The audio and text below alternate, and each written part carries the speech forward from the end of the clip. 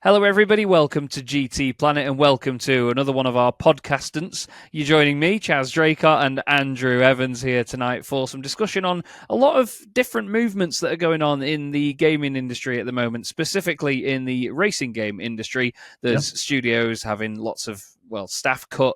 There's drama in certain other sims as well, and it balances on many things about the enjoyment of a sim and whether it's serious or not. There's so many things to look at and think about. But Andrew, starting us off, one of the main headlines that we've had on GT Planet recently is to do with staff cuts, which are happening over in one of our very favourite corners of the motorsport games world, let's say.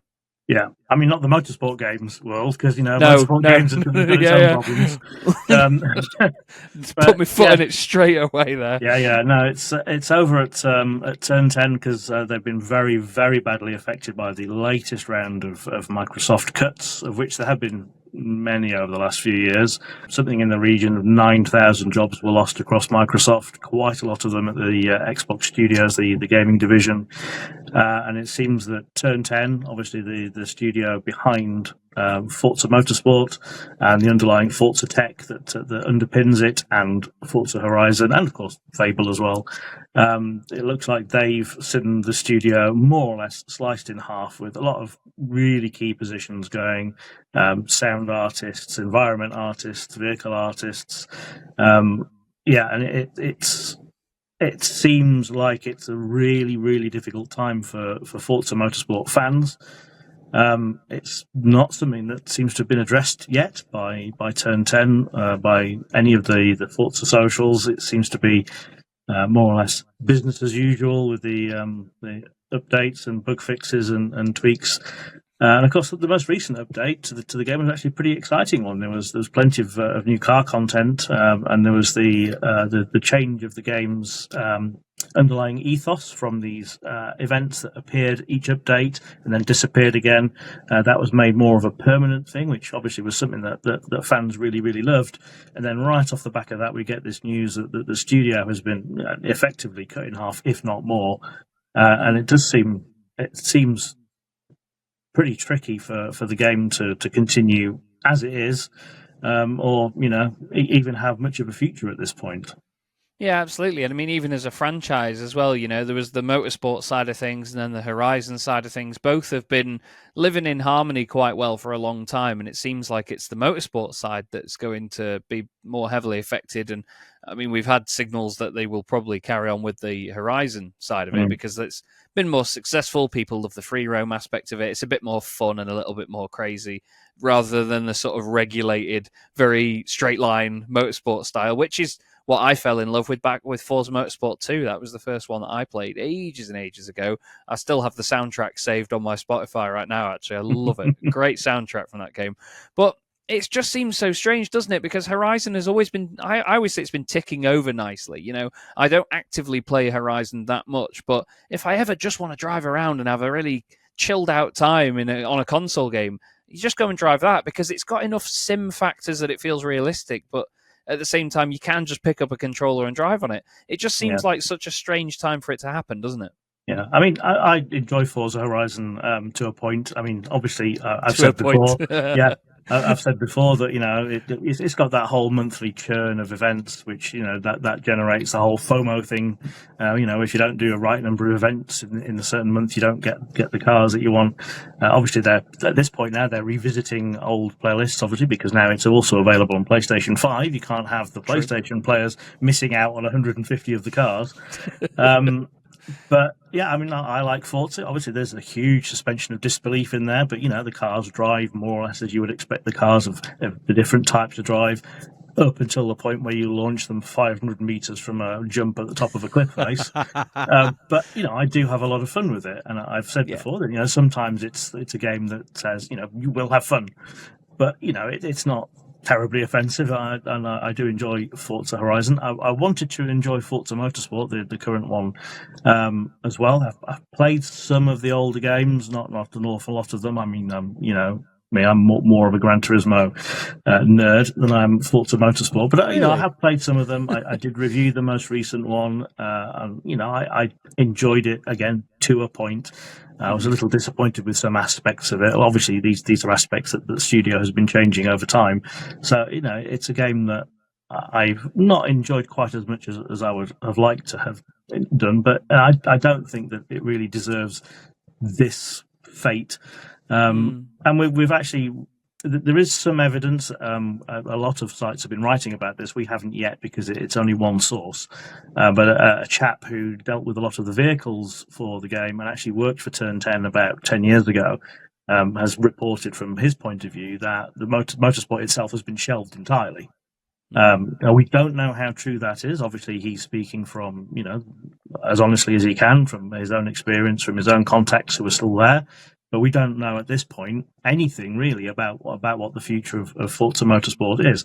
Obviously, we hope that there's going to be something there and that they're going to be able to come up with a second game. But there is a chance that at this point they have become essentially a support studio for Forza Tech, for Playground Games to carry on with the massive successes of Horizon, and they've got Fable coming out next year as well, and potentially there's another Forza Horizon coming as well, because you do remember that Phil Spencer, bless him, did say, the next Forza is coming in 2026, and we were like, yes, but which franchise? Which side? And now it's looking tremendously unlikely to be Motorsport. Yeah, it is a huge shame though, because that's obviously what it all stemmed from. It started with these amazingly motorsport focused games, and that's why I fell in love with it so much. I wasn't playing iRacing or anything at the time, which is something we'll get onto in a bit. But Forza was the closest thing to simulating real racing, and the customization of it as well. You could make your own grids of cars and stuff. It was just had a bit of everything that I wanted, and I know a lot of people were in the same boat. But it's made the big switch over to PS5 recently, and it's made waves there quite well. I mean, a lot of people, I think. A lot of PlayStation players wanted to sort of boycott it because it wasn't Gran Turismo, but at the same time, I think it's been quite well received from everything I've seen. What do you reckon?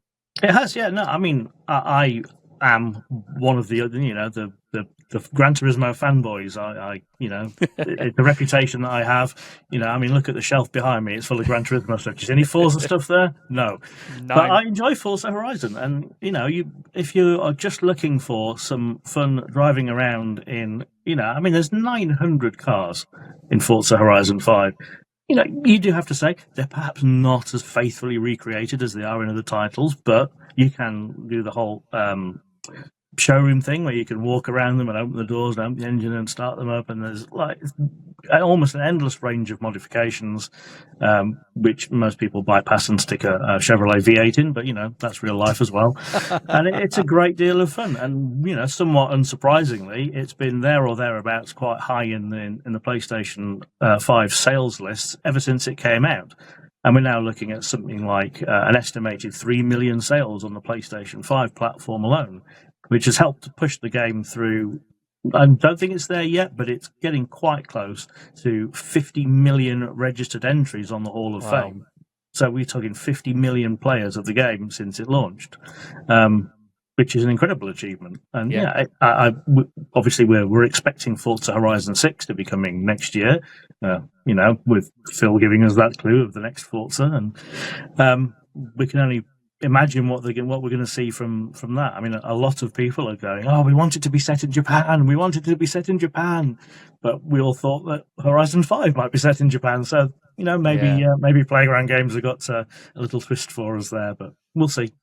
We absolutely will. And I mean, it's been lovely to see that it's still had that success on PS5. Maybe that's what's pushed it through this difficult time of the studio getting cut in half, and they needed that in the back pocket. Who knows? But there's another franchise as well that's done the same. They've been down a motorsport path before. They've been down a sort of free roam and street racing style path too, which is the Need for Speed franchise. They've covered a hell of a lot of different aspects of motorsport and racing and tuning. They seem to be suffering a similar fate at the moment, but in a very different way. Yeah, I mean, we're going from from a low to a high back to a low again. It's not 100% clear what's going on here either, but it's looking an awful lot like Need for Speed is we'll say it's on a break. So yeah, EA's been making an awful lot of changes, and cutting its own staff. We've seen some redundancies at Codemasters as well, and it's been a right old mess at EA. We have no idea what's going on with them. Not enough microtransactions going through. That's what it is. Yeah, yeah. I mean, they're not the worst for it, but Jesus. Yeah. But yeah, I mean, so this has essentially, it's again come from a former staffer, but actually of a different organisation. So people may or may not know, and I really hate saying that phrase, but people might know that there was a car culture website called Speed Hunters. And the fact that I'm speaking about it in the past tense now is not really a good sign. Speed Hunters, showcased car modifications, car photography, all these stories that kind of, they sort of tie into the ethos of what Need for Speed has been in over the years. And, there were lots of relatively well-known writers and photographers who, cut their teeth at Speed Hunters. Earlier this year, the site stopped being updated, and that led to a lot of speculation. There was some on our forums as well, what's going on with Speed Hunters. Speed Hunters itself was essentially set up by EA originally as a Need for Speed sort of tie-in. It at some point went over to a different company, but still kind of under the auspices of the EA. And then it's essentially stopped being updated since I think late April. There was an article that was pushed up sometime in May, and that was then subsequently deleted, which confused a lot of people. But now we're hearing from a former staffer at Speed Hunters that EA has shelved Need for Speed entirely. Yeah, I mean, it probably doesn't come as that much of a surprise because the way that EA has been dealing with its various internal studios. We've seen Criterion being behind the most recent Need for Speed games. The last one, Unbound, which I actually quite enjoyed. I quite enjoyed the whole silly trails and wings and effects, and I quite liked Unbound. That was heavily delayed because Criterion were helping DICE on the Battlefield games. EA obviously wants to make a lot of the Battlefield games because they sell huge numbers. Yeah. But we were kind of like, okay, well, they're finished with that, so they came back and they did Unbound. It could well be that we're in the same situation again, where the studio behind Need for Speed is just simply not there to develop Need for Speed anymore. But again, it's one of those. It does sound slightly more positive that it is shelved for the time being. So we could see some more in the future, but it's certainly not going to be in that same sort of cadence that we've seen previously, where there was a game every 2 or 3 years. I mean, even every year early on in the game's life. Yeah. So, I mean, it's one of those cases where who knows when we're going to see the next Need for Speed, what it's going to be like, if we ever do. I mean, I really hope we do. It does bring something else. It's a different approach to the whole car racing games. I know there's been some bleed and some crossover between what all the various games have done, as some have strived for more realism and some have gone for more of the arcade. But Need for Speed brings something different, and it's something I've always enjoyed alongside games like Gran Turismo and Forza Horizon, and some of the other titles as well. So, it's one of those that, yeah, fingers crossed.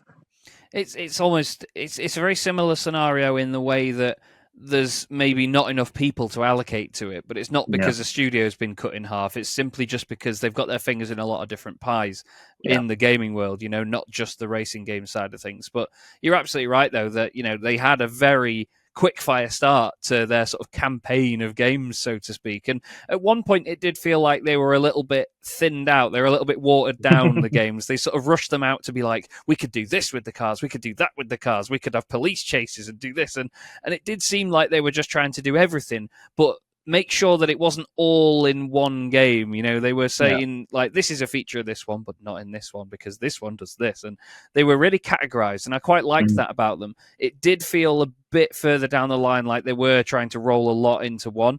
Similar to we saw with Forza Horizon, to be fair. They do a lot in one game.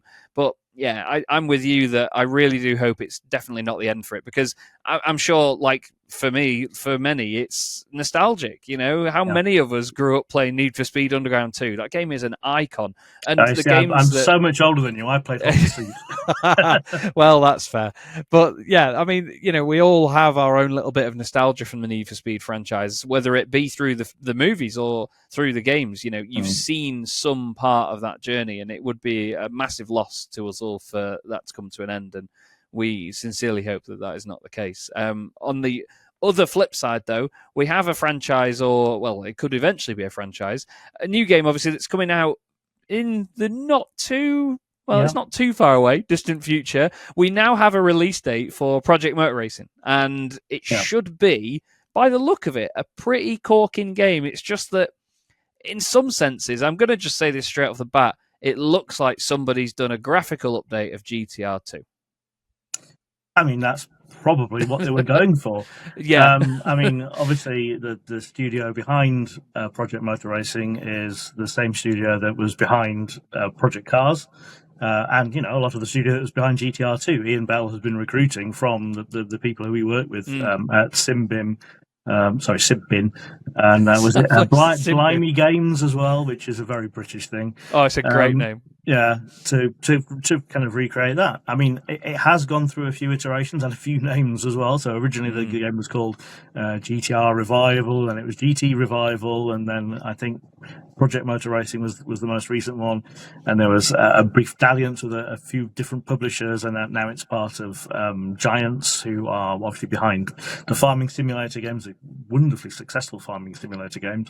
Never got along with them myself. Did seem a little bit, I love them. Yeah, it was. It seemed kind of a therapeutic game, but it never really engaged with me. But 19 is the best one. 19. 19. Okay. Best one. I'll completely I'll let you have that one. I have no idea. It's a bit like F1 actually. I think F1 2019 is the best one as well. Well, yeah. And I can't stand the F1 games. Yeah. I mean, mixed bag. But yeah, I mean, it's gone through a few paths. I mean, originally it was shown off with road cars mainly, but now the focus is very much on racing cars. And you're quite right. It is kind of a GTR 2 update. Well, not really an update, but a GTR 2-esque title with these classic racing cars from the 70s through to, I mean, even the modern day. We've been having a look at a few of the cars and the tracks that they've been teasing out over the last few months. So we've got the November 2025 release date, which I think was announced last month. We've got an announcement of what the Year 1 DLC is going to be, which actually looks quite interesting. It does. So, yeah, I mean, there's a first pack which is coming out launch, so obviously people who've shelled out the extra $30, they don't end up going, well, where's my more game? Yeah. So they've got five cars from the Group 5 category, which again that could be actually a bunch of different eras, but obviously the one that people remember the most is the most recent era with madcap cars like the Zack Speed Capri and the Lancia Beta Monte Carlo and big wing BMWs and stuff like that. And the Porsche 935. I can't forget the Porsche 935. True. But then the first, so there's going to be 4 quarterly updates. The first one should get a lot of Gran Turismo fans going, and that's I think the first time we've mentioned Gran Turismo as a game, as opposed to me just being a fan of it. Wow. Really unusual GT Planet podcast that. Welcome. Because it's it's the GT 500 cars. Now again, this is from Japan's top touring car series, the what used to be the All Japan Grand Touring Championship, the JGTC, which is now Super GT. The top category is this GT 500 class. We don't know specifically what cars are coming yet. Everything's under wraps for that, so it could be virtually anything. It could be the classic Supras that were dominant back in the 90s. It could be not the Supras again in the present day. It could be the Nissan Skyline or Nissan GTR of any variety. It could be a whole bunch of Hondas. Even a Lexus SC430 or something daft. That was a champion for a while. But yeah, there's even oddball stuff like there was a McLaren F1 for several years. There was the J-Lock Lamborghini Diablo. There was Ferrari F40 in for a while. So we don't specifically know what's coming, but what's in their official kind of image for this is there's going to be 30 cars in total across all of these 4 DLC packs. Well, so across the first three, so that's averaging out at about 10 cars per update, or per pack. So there could be all sorts of juicy stuff in there, and it depends on whether they're going to focus on a single era or across several. Because there's a whole bunch of different rule sets as well, even under Super GT. We've had a period where the cars are pretty much a crossover with the DTM cars, and we had a period before that, and it's changed a lot of times over the years. Yeah, but I think that's the pack that's going to interest people the most, because a lot of us who like Super GT and JGTC, we grew up learning about it in Gran Turismo. Yeah, very true. That was, and they've dropped the ball.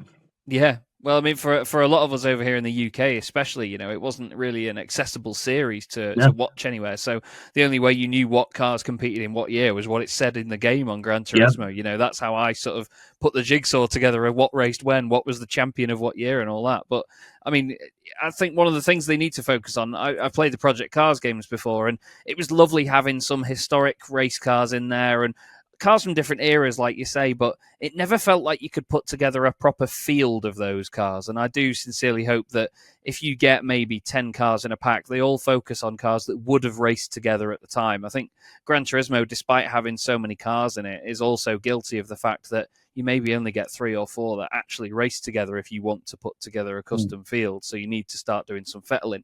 So as somebody that doesn't mind racing against AI all the time, as a lot of people do, I think it'd be great to be able to have a full pack of these cars and a good variation in the marks and models that we see in there. But from what they've posted so far, I have all faith that they will do that. I think they've got the people they've brought together for it have got a good history of doing so. And I reckon that some of the cars in there will be super tasty. We will see some really unique bits of kit in there. We used to see cars like the Gilles Vertigo in certain games. I think something like that in there would really add some nice spice in there. So I've got good faith in it. I reckon it's going to be a good title. Yeah, I mean, and there is more support plans. So I mean, we don't yet know what's going to be in the second and third big packs, which are again coming in Q2 26 and Q3 26. They're labelled as the V8 Legends, and I might have to look at the screen behind me because I can't remember what the other one is. Yeah, so there's 2 different packs that could apply to kind of all sorts of cars. We're not quite sure, and the cars under the drapes, they don't look particularly indicative of anything. No. And then they've got the big expansion, which is coming at the end of 2026, which is going to add Le Mans. It's called the Endurance expansion. So it's going to add the Le Mans circuit, the Circuit de la Sarthe, and also what's listed is GTP and LMP1 cars. So, I mean, again, that covers a lot of bases. But, it does. Yeah. We've got plenty of support plans. So, and then, of course, there's the big thing that we haven't really mentioned at this point, which is that the game supports on both console and PC mods. Very true. Yes. So the very first mod was actually unveiled last weekend, I think, at Goodwood, which actually isn't really a race car. It's the Praga Bohema, which is a Czech supercar, which is going to be the first officially supported mod. The way that Giants has always dealt with mods with the farming simulator is that basically you create your mod, it has to be submitted, tested and approved, and then it's added. But then also, the people who upload the mods do get a small amount of money per download. Yeah. So you can actually get paid for the mods that you submit for Farming Simulator. We don't yet know if that's going to be the case for Project Motor Racing, but obviously it's all built on Giant's infrastructure. So fingers crossed there might be some money in making mods for Project Motor Racing. Well, I think that's the best way to do it, though. I mean, I've spent a long time on Assetto Corsa racing mods of different cars and so on. And when you eventually have enough mods and you go down the menu of choosing a car, everyone's got a different style of thumbnail or a different way of placing the car and, different stats and things they write about it. Some cars have details that others don't. And it just gets to feel a bit messy. I think that's what turned me off that and R-Factor 2 after a long time, is that you end up with a folder, similar to like I do with Flight Simulator, to be honest, where it's just a mess of stuff of varying quality. And I think when you have a bit of gatekeeping as to what gets allowed into the game and approved, that's brilliant, because the studio doesn't have to spend the time in working on it. And especially if it's community driven, you get cars and tracks and whatever else may come that people actually want in the community, rather than just the developers thinking, we know these guys well, we're going to do something they definitely don't want, like iRacing do quite a lot. But I think it's definitely the right way to go about it, and I'm excited to see what comes out as part of that, not just from the official studio themselves. I do mention iRacing though, and we've gone from a high to a low to a high, so we're back down to a low. We're going to round it out with what's been going on with iRacing at the moment. There is a small high about it, though, first off, where just a few hours before we went live with recording this podcast, they've announced iRacing Studios. So iRacing don't just make iRacing anymore. If you don't know, they make an official NASCAR game now. They also make the World of Outlaws dirt racing game as well, which is an amazing world of dirt racing ovals. iRacing's got a great dirt platform there, and thousands of people in every comment section demanding more dirt ovals that no one's ever heard of. But they've got a dedicated game for that. They've also got, with Original Fire Games, they've also done a partnership for iRacing Arcade, which is based on the Circuit Superstars and Karting Superstars games. I've been fortunate enough to play that on Steve Meyer's own laptop, actually, at Motorsport Games back in October, which was pretty surreal. Yeah. Oh, yeah, I'm so sorry. But it was such a surreal moment to be sat with him playing on his laptop. But to have a go at that game, it wasn't very far along in development at that point, but at the end of the day, it's based on something that already exists. But iRacing Studios has now been announced, and they will cover further games in future as well, I'm sure, because they aren't just focusing on their one main product. I mean, it brings in a ton of money anyway, because we all pay so much money for it. But it's great to see them even expanding now, and I wonder how far that web will go with other studios in as well. Have they got much room to get their elbows out? Yeah, I mean, iRacing is not something that I'm particularly well off enough to play all that often. Obviously, Jordan doesn't pay me enough. I can say that because he's not here. Yeah. Jordan got called. He got called out to something last minute tonight, so he's not here. But I mean, it's one of those things. It's always nice to see, especially in these times where we're talking about EA shelving games, we're talking about Microsoft shelving games and shuttering studios, that there's something out there that's actually expanding. Yeah, it's very true. Very true. Unfortunately, though, iRacing was center of some controversy during one of its major events, and it's not to everybody's taste, iRacing, and I understand that. You hear people calling it ice racing and iRenting and all sorts of slating, which as an iRacing fanboy I really struggle to take. I take it very personally because it started my career as a commentator and all sorts. But recently, in one of their major special events, which are phenomenal events, they get thousands and thousands of entrants. The Spa 24, they had a team of drivers who we will not name here, simply because a lot of you probably haven't heard of them, in all honesty. The main story is that there were some real-world drivers, a team of them taking part in the Spa 24. They had a crash in the actual sim itself, and then their race was effectively ruined from the get-go. They then spent a long amount of time intentionally taking other people out, blocking them, and just not taking it seriously. And I'm sure, regardless of how much you play it, you know that iRacing is considered one of the most serious sims because of how regulated it is and how the game works itself. You don't own the files or the software. You have a license to use it. It's all hosted online, so on. It's a shame to see that the real world drivers, they do have a habit of being known for not taking it as seriously as just sim racers, aren't they? Yeah, no, I mean, there has been several controversies with real-world racing. I mean, over the whole COVID period, there was obviously, with real-world racing unable to take place, there was an awful lot of esports events, and some of the real drivers had a bit of difficulty adjusting to the whole, the racing isn't real, but the emotions are thing. Yeah. And there are so many people attend these large iRacing events that this whole thing took place in the 20-second split of the iRacing 24 Hours of Circuit Spa-Francorchamps. So I mean, that just tells you how many people there must have been, higher up, and so it's one of those things. It kind of went under the radar because it was relatively low down, but just because it's low down doesn't mean that these people didn't spend weeks and weeks and weeks preparing for it and then having their race ruined. So I mean, the controversy is kind of two or three pronged, really, in that this team of some of whom are real world racing drivers. They're not massively high level, but these are people who are on the real motorsports ladder. Yeah. Where their team was, as you say, they may have had a crash entirely of their own volition, or they may have been taken out, but accidentally, because people generally don't take each other out on purpose initially in these events. But then they've gone on from there to ruin the race for as many people as they possibly can. And I've seen the videos; it is just ridiculous. It's horrific. They're just not deliberately not letting anybody pass by slowing up on apexes and swerving across the track, and then trying to hit people off the outside and the inside. And they ended up with this enormous queue of 10 or 20 cars behind them going around all of Spa at 20 miles an hour less than they should. There's been an awful lot of people complaining about it. Some of the people have brought this to the attention of the drivers' real-world teams. Now, we've seen this sort of thing before, where there was a driver who lost his real-world drive, which actually even weirder was his father's racing team, because he took part in a Formula E event with his camera off. His camera wasn't working, and it was actually an esports racer who was driving with his name. So he got kicked off his real-world drive for that. So a lot of people have been contacting these guys' real-world racing teams, which, it's one of those things where you've got strong opinions one way or the other on how ethical that is.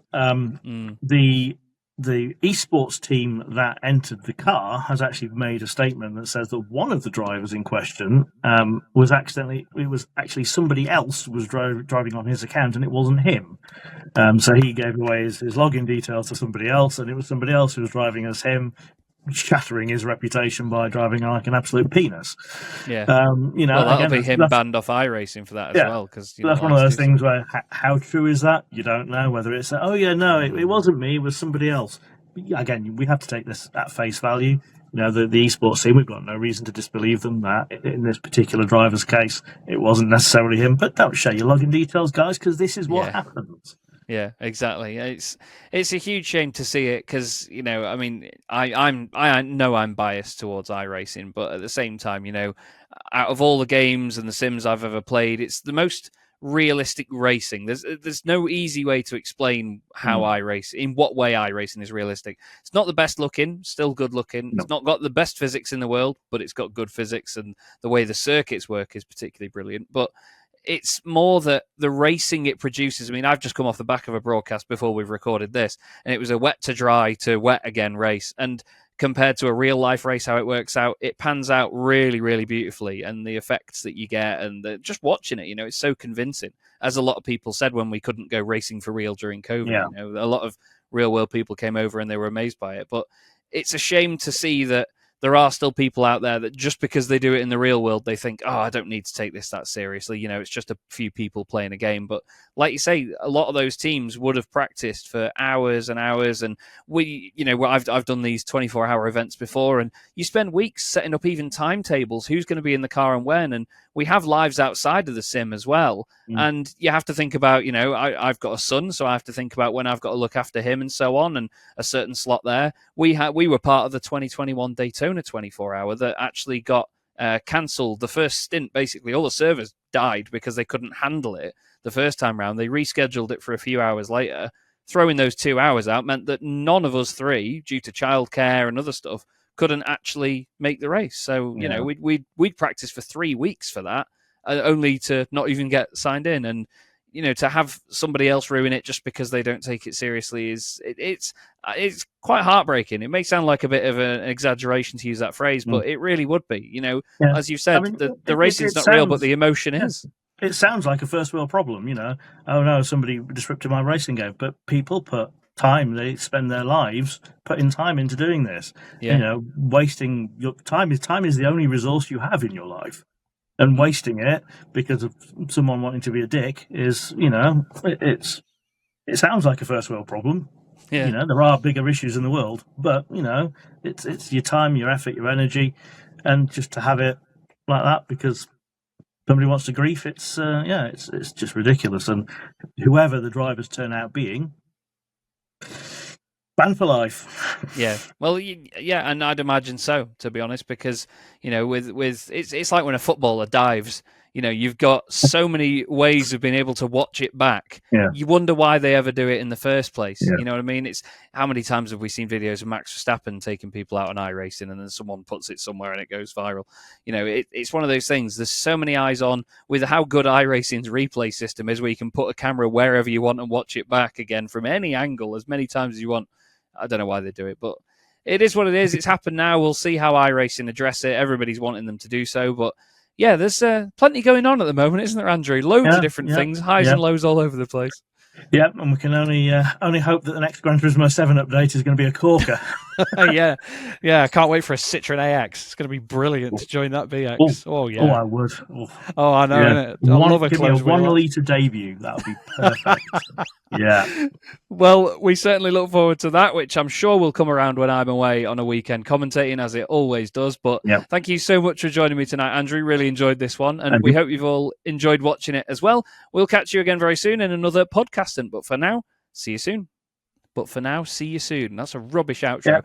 Bye, everyone. We'll see you next time.